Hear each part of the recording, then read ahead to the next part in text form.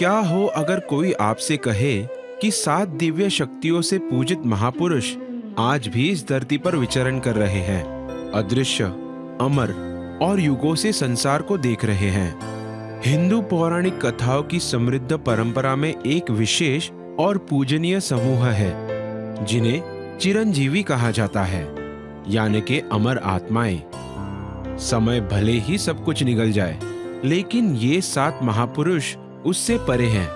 चिरंजीवी वे अमर योद्धा माने जाते हैं जो इस पृथ्वी पर कलयुग के अंत तक जीवित रहेंगे।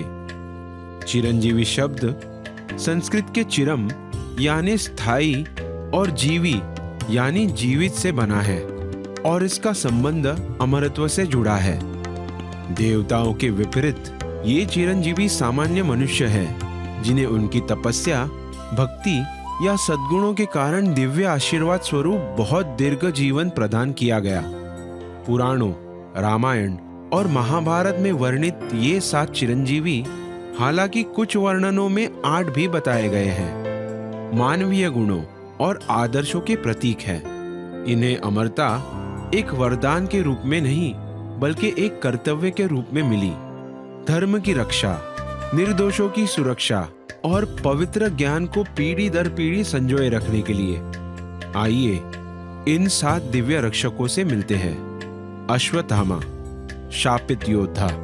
द्रोणाचार्य के पुत्र अश्वत्थामा महाभारत युद्ध के महान योद्धा थे, लेकिन जब उन्होंने अभिमन्यु के गर्भस्थ पुत्र का वध कर दिया तो भगवान श्री कृष्ण ने उन्हें शाप दिया कि वे अनंत काल तक पृथ्वी पर घायल और पीड़ा में भटकते रहेंगे। उनकी अमरता इनाम नहीं बल्कि एक चेतावनी है कि क्रोध और अधर्म का परिणाम अंतहीन पीड़ा हो सकता है। राजा महाबली, दयालु असुर। असुरों के एक परोपकारी और न्यायप्रिय राजा महाबली को उनकी उदारता के लिए जाना जाता है। जब देवताओं ने उनके बढ़ते प्रभाव से भय खाया, तब भगवान विष्णु वामन अवतार में प्रकट हुए और 3 पैर भूमि मांगकर स्वर्ग, पृथ्वी और पाताल को नाप लिया। फिर भी महाबली की भक्ति से प्रसन्न होकर विष्णु ने उन्हें अमरता का वरदान दिया और हर वर्ष पृथ्वी पर लौटने की अनुमति दी, जिसे केरल में ओणम के रूप में मनाया जाता है। वे आदर्श राजा के रूप में जीवित हैं, न्यायप्रिय, विनम्र और त्यागी। वेदव्यास, सनातन ऋषि।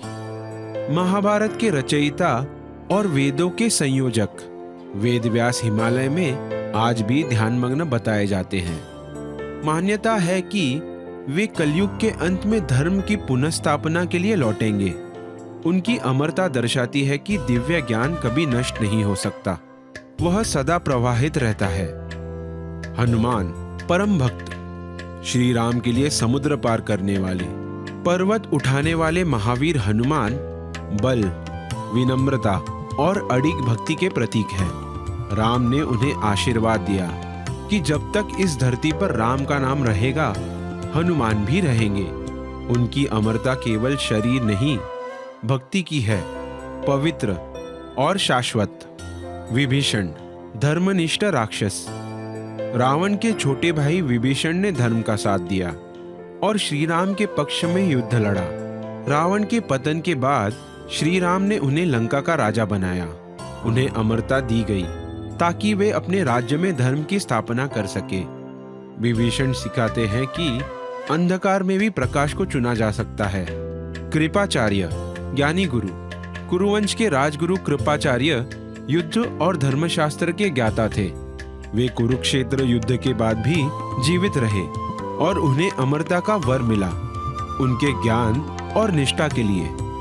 आज भी कहा जाता है कि वे जीवित हैं, सच्चे शिक्षा और आध्यात्मिक ज्ञान की ज्योति को जलाए हुए। परशुराम, योद्धा ऋषि। भगवान विष्णु के 6ठे अवतार परशुराम का जन्म अधर्म फैलाने वाले क्षत्रियों को समाप्त करने के लिए हुआ था। जब उनका कार्य पूरा हुआ तो उन्होंने शस्त्र त्याग कर संन्यास धारण किया। वे अंतिम अवतार कल्कि के युद्ध गुरु के रूप में लौटेंगे। परशुराम शक्ति और तपस्या, क्रोध और शांतिपूर्ण संन्यास का समन्वय है। ये 7 अश्वत्थामा, महाबली, वेदव्यास, हनुमान, विभीषण, कृपाचार्य और परशुराम केवल अतीत की कहानियां नहीं हैं, वे अमर आदर्श हैं। साहस, ज्ञान, भक्ति, धर्म, बलिदान और शक्ति के प्रतीक हैं। वे इस बात की याद दिलाते हैं कि दिव्यता हमेशा हमारे साथ होती है।